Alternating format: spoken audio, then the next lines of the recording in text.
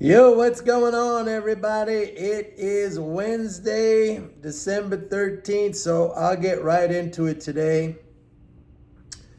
So, we had the Fed meeting today. Now, folks, you know that I don't talk to you like everybody else does, okay?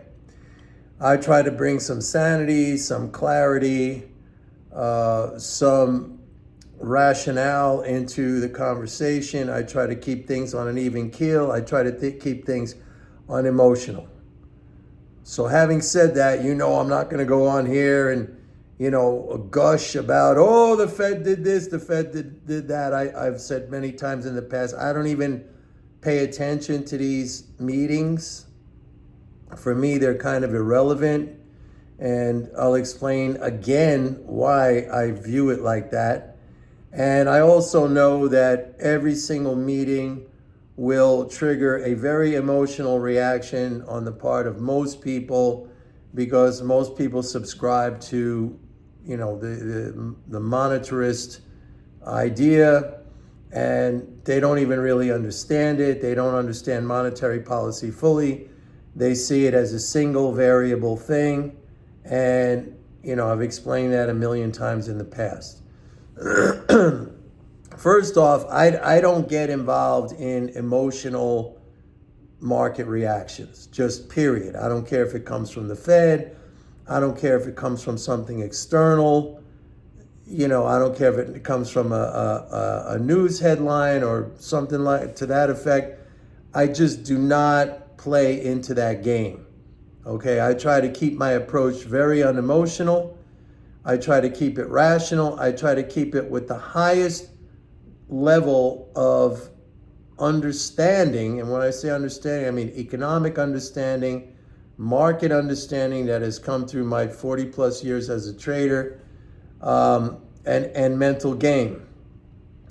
So today was one of those days where I literally would do nothing. Well, I shouldn't say that. Actually, I would, and I did, do some activity against the move today. I raised a little bit of cash, but let's let that aside for a second.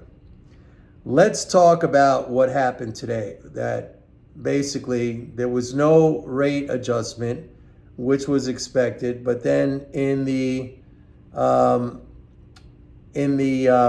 press conference with Powell, which again I didn't watch, he indicated that the Fed would start cutting interest rates way before they hit the 2% inflation rate. Now, understand that the inflation rate has come down not because of rate increases, because the rate increases have actually kept the inflation rate from coming down a lot quicker than it would have, but the inflation rate has come down because the supply effects from COVID and the supply effects from the sanctions that were related to Russia's invasion of Ukraine, a lot of those effects have dissipated, and it was largely the supply chain effects related to COVID.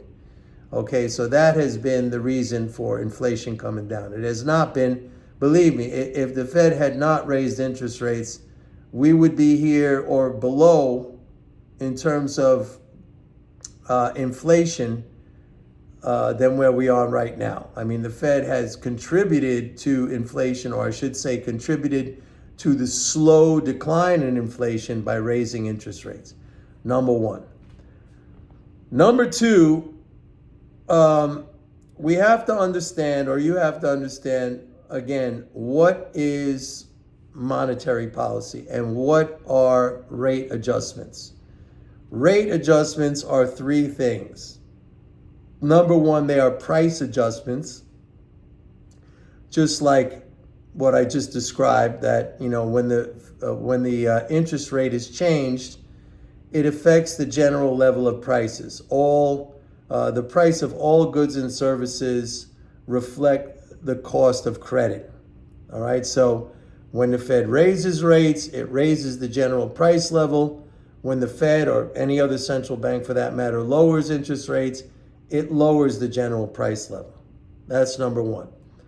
Number two, interest rate changes affects the distribution of financial assets in the economy. What do I mean by that? When rates go up, creditors see an increased income flow, debtors see a reduced income flow. When rates go down, the opposite is true. Debtors see an increased income flow, and creditors see a reduced income flow. There is no loss in income. Like I always say, it doesn't fly out into outer space. It doesn't get burned up like oil or anything else like that. All right? So you have that effect. Now, there's a third effect too. There's a fiscal effect. When rates are increased, it results in an increase in fiscal transfers via the interest income conduit. Okay, we've seen that. You know, I every week in my report, I give you the exact amount of transfers. And when rates are cut, it reduces income interest transfers via that interest channel that I just said. So very rational, very unemotional. You have to understand the three basic impacts of monetary policy changes, okay? Now, we have seen in the period from March 2022 until the current period, basically, where the Fed has raised, I don't know, what they raised, 10, 11 times or something like that. And there was, you know, initially and continuing through the entire cycle, there was hysteria and screams of recession. And, you know, we're going to have another 2007 great financial crash, and all these claims of doom and gloom. And I told you none of that was going to happen, because we were going to see an increase in interest income transfers into the economy, in essence, a fiscal boost, and the market was going to go up to new all-time highs. I told you that, okay? And again, I'm not trying to brag. I just want to keep the record straight. And that's exactly what happened. Now, even if you disregard everything I just said about the explanation of what monetary policy is, you know, those three things, okay, price setting, distribution of financial assets, and the fiscal effect. Even if you don't even pay attention to that, you must consider the fact that the monetarists got everything. In fact, it was published all over the place how everybody got everything wrong. Okay, they made a mistake in that headline because I didn't get everything wrong. And again, not trying to pat myself on the back, but I'm trying to give you guys, you know, real insight here.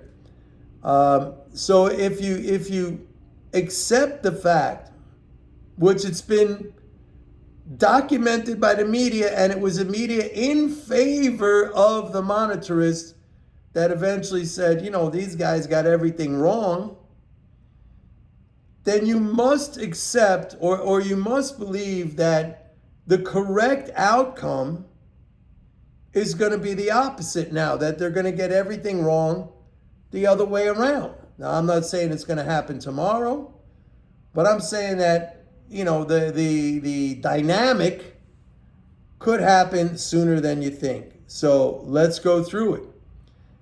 Fed hasn't changed the interest rate right now. So right now, the fiscal transfers, the interest income transfers, they're all the same.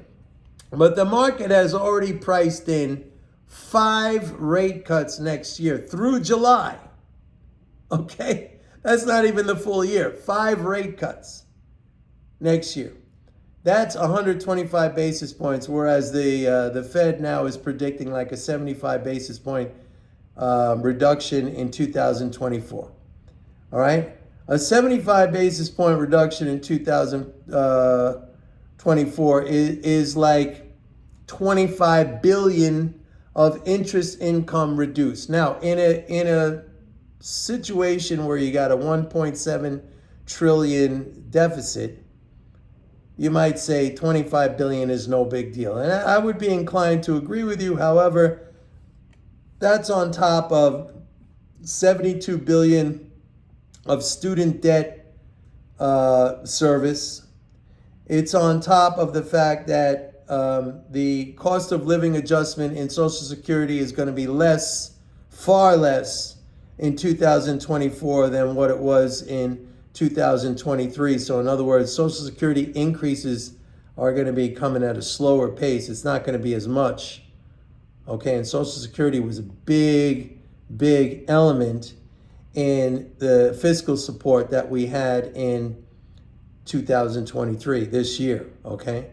So we have some things in the picture now that are leaning towards a slowdown in the fiscal flows. Now, the market is predicting 125 basis points of cuts, and that's only through July. So if that happens, that's a 41 billion potentially reduction in interest income transfers. I mean, that starts to get into a level that has some impact, okay? Because we're not seeing, look, the current continuing resolution, which is the package that funds the government. That's basically the budget. We don't do budgets anymore because the government is so partisan and it's so split. Congress is so split. We don't do budgets anymore. We do these, 3-month continuing resolutions. We keep rolling them over, and they keep rolling over at the same spending level. Taxes keep going up, so the drain starts to increase. They keep rolling these continuing resolutions over at the same spending level. We're not adding additional spending. So it's not like in 2009, after the financial crash, when we jumped from 2 trillion annually to 4 trillion.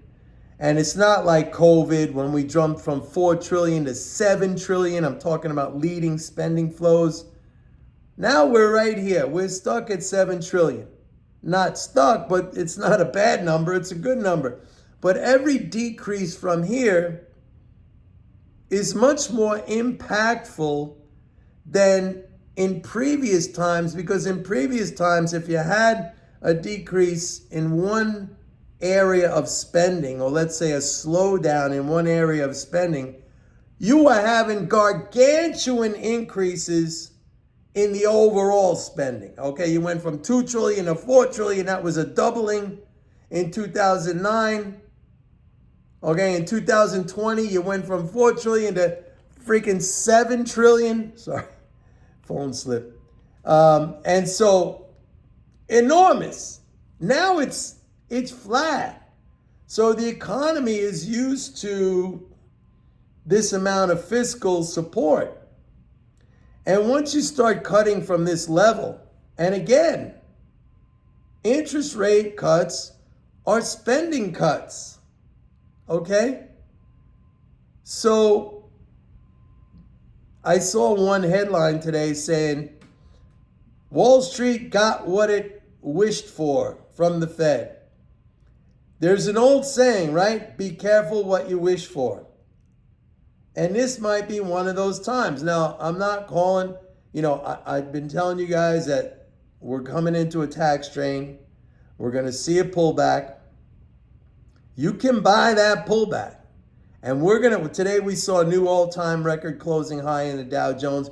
We will see a new all-time record closing high in the NASDAQ and the S&P, believe me. So you can buy that pullback. But next year, I like to give you like 3, 4, 6 months out. Next year, it's a different fiscal dynamic. I just want you to know.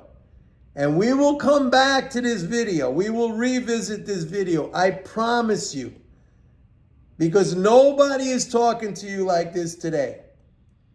They're all saying, Unbelievable. The Fed's going to cut rates. Yay. We've been waiting for this for 22 months. Oh, this is fantastic. Wow. Hey, celebration. Pop the champagne corks. This is incredible.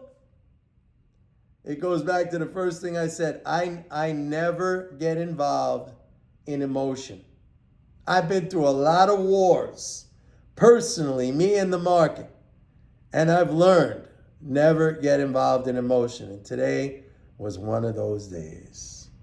That's it for today, folks. Have a good one. Don't forget, go to my website, pitbulleconomics.com. Sign up for a 30-day free trial of MMT Trader.